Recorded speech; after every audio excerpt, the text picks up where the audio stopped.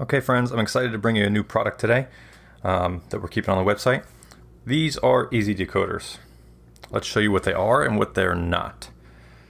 Easy decoders are thin, very flexible, very delicate tools used to bypass or decode certain combination locks. This is a quick stick. It's very rigid, it's stiff, it's thicker than this. It's thicker than an easy decoder. So easy decoders, what we're talking about today, not a quick stick. So websites don't always make this super clear. So I tried to go out of my way on my website for gear sales to make sure you're really clear with what you are getting in your product. It's easy to confuse the two. So up next, these are not magic. They're really, no lockpick tools are super magic. There's always some failure percentage level where they might not work the way you intend. I treat these as disposable.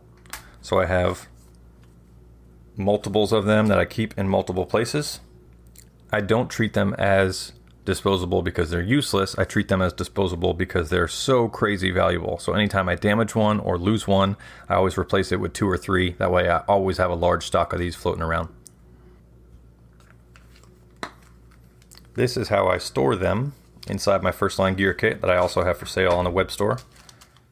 So I store them on the back of a credit card. I just tape them in. And I just cover them. I cover the plastic holder with the tape, and I also overlap so the actual tool is touching the tape. So when I need it, I just kind of bend the tool, take one out, put it back in and seal it, and that's it.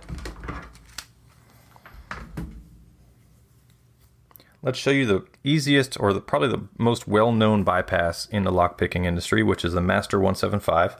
It's this old padlock model with 4 dials on the bottom. No matter what the combination is, you should be able to put your easy decoder into the third wheel to the right. You get it underneath that pink plate there, or that copper colored plate. You depress the shackle and hold, you lift that plate up and hold, and you release that shackle. That's it. So it's one use as a bypass tool. You can also use these as a decoding tool. So you are basically going to run this tool. I'll do it up close for you. You're going to run this tool inside these gaps next to your code wheels, and you're going to feel for something different. You're feeling for a gate. So there's a couple different ways you can do this, and we're not going to get too much in the weeds, but you can use a method that I like to call the slicing method. So I'll angle the tool and I'll kind of slice it over the wheel. And let me show you an exaggerated method of that. So I'll put my tool into the gap and I will slice it over the wheel. That's one method. You can also use the poke and prod method, where I poke in to the gapped area, I rotate the number, I poke in, I rotate the number, I poke in, and I'll kind of go perpendicular and I'll go, whoa, that one went way deeper. There's the gate. So once you get all 4 gates lined up, or all 3 if it's a 3-digit padlock, once you find all 3 or 4 of those gates and you line them up, then you'll rotate those gates to the inside of the lock, and hopefully you will get an opening.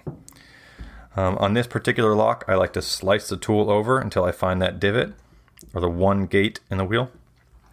On this lock, I like to go perpendicular, but you also don't need it for this lock, because some of these can be decoded by hand without any tools with a different method that we'll talk about later.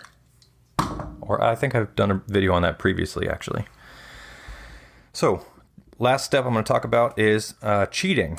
So if you know that a combination is 0000, you can cheat when you're learning this technique, and you can be looking for the gate, not always, but it's usually 5 digits off. So if we know the combo's 0000, we'll just do 0005.